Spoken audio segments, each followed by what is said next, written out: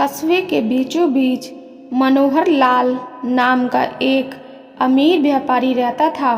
उसका घर किसी महल से कम नहीं था। उसी गली में एक हरिहर नामक बांसुरी वाला भी रहता था, जो रोज सुबह सुबह मंदिर के सामने बैठकर बांसुरी बजाया करता था। उसकी बांसुरी से जो धुन निकलती थी वह सीधे दिल को छू जाती थी। हरिहर बहुत गरीब था, लेकिन हर सुबह भगवान का नाम लेकर बांसुरी बजाता और वहीं मंदिर के पास बैठकर 2-4 सिक्के कमाता। उधर मनोहर लाल कभी इन बातों की ओर ध्यान नहीं देता था। उसे सिर्फ पैसा, सौदे और व्यापार की चिंता रहती थी। एक दिन व्यापारी अचानक बीमार पड़ गया। उसके शरीर में अजीब दर्द रहने लगा, नींद गायब हो गई और मन बेचैन रहने लगा। बड़े बड़े डॉक्टर, वैद्य और हकीम को बुलाया गया, लेकिन कोई भी उसे ठीक नहीं कर पाया। इसी दौरान एक सुबह व्यापारी की पत्नी खिड़की से देख रही थी कि मंदिर के पास हरिहर फिर से बांसुरी बजा रहा है। उसने व्यापारी से कहा, सुनिए, जरा खिड़की के पास आइए, यह धुन कितनी सुकून देने वाली है। मनोहर लाल बेमन से उठा और जैसे ही उसने बांसुरी की धुन सुनी, उसका मन शांत होने लगा। पहली बार उसके चेहरे पर थोड़ी राहत दिखी। धीरे धीरे वह रोज उस धुन को सुनने लगा।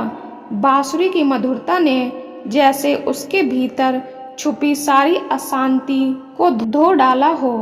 कुछ ही हफ्तों में व्यापारी की तबीयत में काफ़ी सुधार हुआ। एक दिन वह हरिहर को बुलाकर बोला, हरिहर, तुम्हारी बांसुरी ने मुझे जीवन दान दिया। मैं तुम्हें 5,000 रुपये देना चाहता हूँ। ये लो, इसे स्वीकार करो। हरिहर ने पहले मना किया, लेकिन व्यापारी के जोर देने पर वह पैसे ले गया।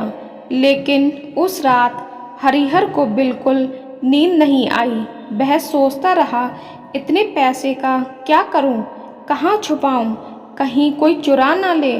उसने अगले दिन बांसुरी भी नहीं उठाई। धीरे धीरे वह बांसुरी बजाना भी भूल गया। लोगों ने उसे मंदिर पर देखना बंद कर दिया। अब पैसे तो थे, लेकिन मन में अशांति थी। उधर मनोहर लाल की तबीयत फिर से बिगड़ने लगी। उसकी बेचैनी फिर लौट आई। कुछ दिन बाद हरिहर खुद व्यापारी के घर पहुंचा और बोला, सेठ जी, ये पैसा वापस ले लीजिए।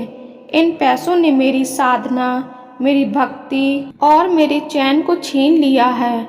अब मुझे फिर से अपने भगवान की ओर लौटना है। सेठ भावुक हो उठा और कहा, तुम्हारी बांसुरी से जो सुकून मिला वह सैकड़ों डॉक्टर नहीं दे सके। अब मैं तुम्हारे साथ सुबह सुबह भगवान का स्मरण किया करूँगा। यह कहानी हमें सिखाती है कि भक्ति, सच्चा सुख और शांति धन से नहीं, बल्कि अपने अंदर के परमात्मा से जुड़ने से मिलती है। पैसा जरूरी है, लेकिन जब वह हमारे मन की शांति और साधना को लीलने लगे तो उसे त्यागना ही उचित होता है।